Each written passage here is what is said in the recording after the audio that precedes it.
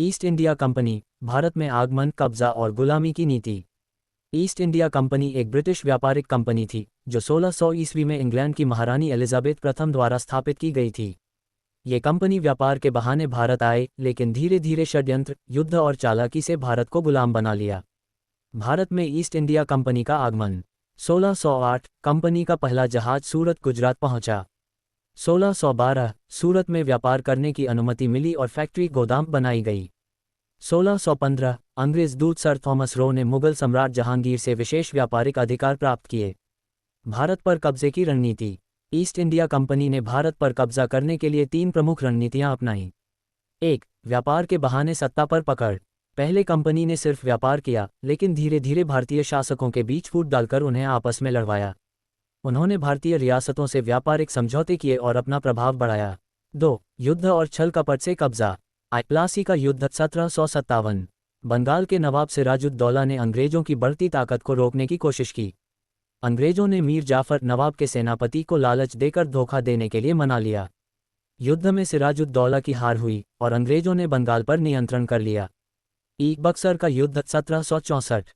बंगाल, अवध और मुगल सम्राट की संयुक्त सेना ने अंग्रेजों के खिलाफ युद्ध किया, लेकिन हार गई। इस युद्ध के बाद ईस्ट इंडिया कंपनी को बंगाल, बिहार और उड़ीसा की दीवानी राजस्व वसूली का अधिकार मिल गया। यहीं से कंपनी भारत की वास्तविक शासक बन गई। 3. फूट डालो और राज करो की नीति। भारतीय शासकों और राजाओं के बीच दुश्मनी को बढ़ावा दिया और उनके खिलाफ षड्यंत्र किए। उन्होंने भारत के अलग अलग राज्यों को कमजोर किया और धीरे धीरे सभी पर कब्जा कर लिया। 1818 तक 3 मराठा युद्धों के बाद कंपनी ने पूरे भारत पर नियंत्रण पा लिया।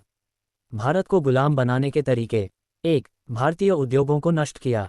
ब्रिटिश नीतियों के कारण भारत के कारीगर, बुनकर और व्यापारी बर्बाद हो गए। भारतीय कपड़ा उद्योग को खत्म कर दिया और ब्रिटिश सामान जबरदस्ती बेचा जाने लगा। 2. भारी कर और जमीन हड़पना। किसानों पर अधिक कर लगाया, जिससे वे गरीब हो गए। स्थायी बंदोबस्त और महलवारी प्रणाली जैसी नीतियों से जमींदारों और किसानों का शोषण हुआ।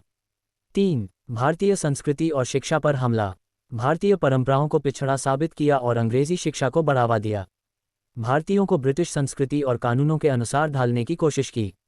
4. 1857 की क्रांति और कंपनी का अंत। 1857 में भारतीय सैनिकों और आम लोगों ने विद्रोह किया, जिसे भारत का पहला स्वतंत्रता संग्राम कहा जाता है।